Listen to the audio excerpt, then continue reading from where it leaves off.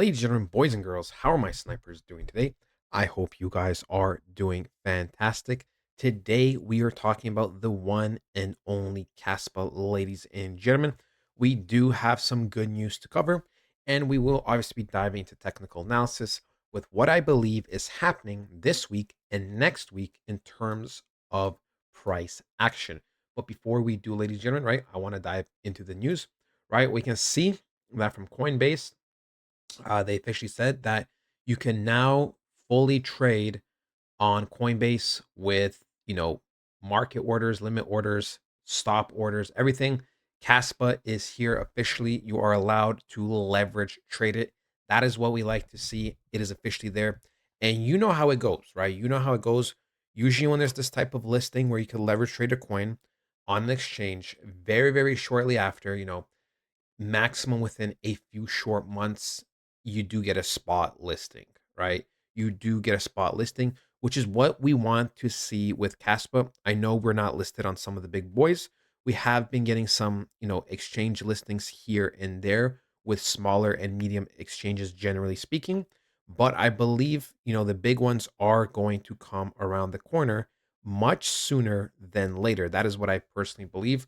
If we go to something like Coinbase.com, right, and we go to something like Caspa, right, we can go see that the exchanges we're on is, Bybit, BitGet, Kraken, KuCoin, etc. So already some big boys, but we are missing the two biggest ones that we could just name off the top of our heads, and that is Binance and Coinbase. However, right, there is very, very big belief that we are going to be on Binance very, very soon, right? And on Coinbase due to, us being able to leverage trade this coin now officially. So here's the thing, right? Caspa, right? Or sorry, Binance, right? Minor reward distribution pushback to before March 6th, while wallet number 4, previously known as number 5, stacking 45 million Caspa in one day. This wallet dollar cost averages is around 0.13. If it's Binance, my guess is the delay is in the order to stack Caspa cheap and bring their average cost down while becoming a top holder, right? It makes sense to list Caspa spot in a more bullish conditions as well. Coincidence or not, right? We can see over here it says terms and conditions, when everything is going to be listed and etc. And then, we can see the whales that have been purchasing and accumulating Caspa. So for me, this is something that is inevitable that is going to be listed on exchanges. And if they have an average price of 13, then it definitely makes sense of them accumulating positions from this price and downwards, right?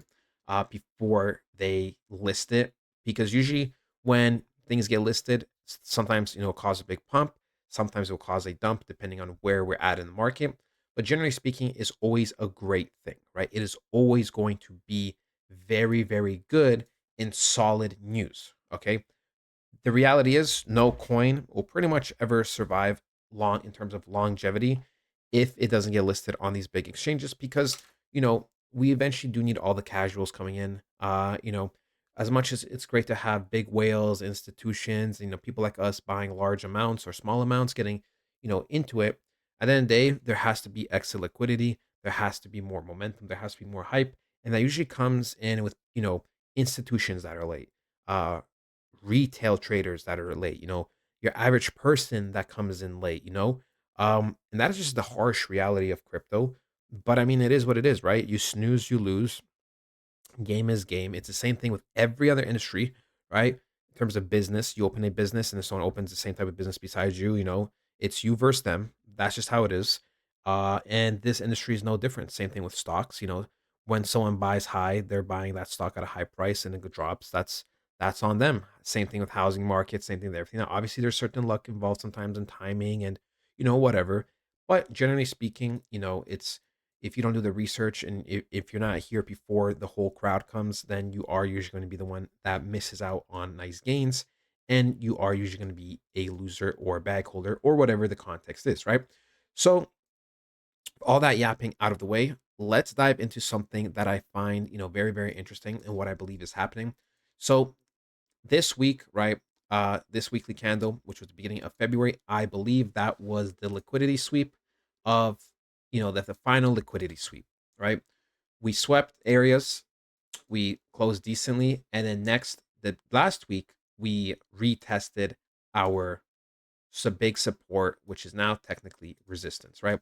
We can see all these weekly candles, all the rejections, right? We can see a little bit of price action below here, but generally speaking, this is the floor. So it's a game of ping pong, right? We went down, right? We went down, we swept, then we retested, right? To see if we want to go lower. And in a perfect world where we were genuinely trending down, this candle right now, this weekly candle that we're currently at on Thursday, should be, selling off a little bit more. And what we would want to see for more bearish confirmation is for this green candle to get swept by a nice big red candle to continue going down. However, due to the context of the market and how we're trending overall with Bitcoin, all the other Bitcoins and all like the altcoins where I believe the reversals are coming, we can see that this weekly candle is extremely weak, right? This should have been a clear sell-off candle because last week we were the retest, and then this one should have been the sell-off where we continue going lower. However, price action is very, very weak, right? If we go into it on the daily, we can see that we are extremely bullish and we are pushing at this resistance, trying to flip it over, right? We're constantly attacking it. And I do believe this weekly candle, right? I don't think we'll flip bullish. I do think we'll end bearish. We're either going to end bearish somewhere around this price, maybe a little bit lower. But I do believe wherever it ends, it's going to be fairly weak. And I do believe next week is going to be probably the week where we push out back into, let's just say the 13-cent area. And after that week, we probably will have a retest candle. And since the whole market's going to start recovering, Caspa is going to reclaim this, what was once a support and now is a resistance back to a support. And then we will continue pushing up, forward. That is generally what I expect over the next, let's just say 2 to 3 weeks to be happening, right? Is there a chance that, we close week here and then maybe there's another week of struggle before we break out? Sure. But this is a general blueprint of what I expect for this coin to happen. And I truly am very confident will. I am very confident in the positions I bought, at 8.5 cents, I had my buy limit. And then obviously, like I already said, pretty much at 7.5 cents, I got in, manually. So I'm averaging around the 8 cent average in terms of my big bag for Caspa. And I'm really confident in this position based on, like I said, all the news, all the technical analysis, all the structure, that we will not be going further to the downside.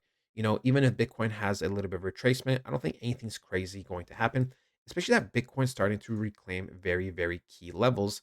And this very well could have been, and most likely is, the triple tap. I already explained before that, sometimes I am a little, stingy and, I try to get perfect snipes and perfect pullbacks, but it doesn't always have to happen, right? We did explain how we did enter a 30-minute order block, and that is more than enough. And we can see that we are looking like at this current moment, we are looking to be recovering to the upside, probably reclaiming levels of 105, $106,000. As you can see, that is where there is a little bit of some type of resistance. And then, we'll probably bounce a little bit before we break out, right? But still, the point is Bitcoin going up, let's say $7,000 means that's going up a couple percent, which means automatically all coins are going to go up a couple of percent, right? And especially, with the whole altcoin dominance thing, if it lines up perfectly, we could definitely see us break through this area over here, which is why I believe we will. That is it, ladies and gentlemen. I hope you guys did enjoy, and I'll talk to you guys next time. Goodbye.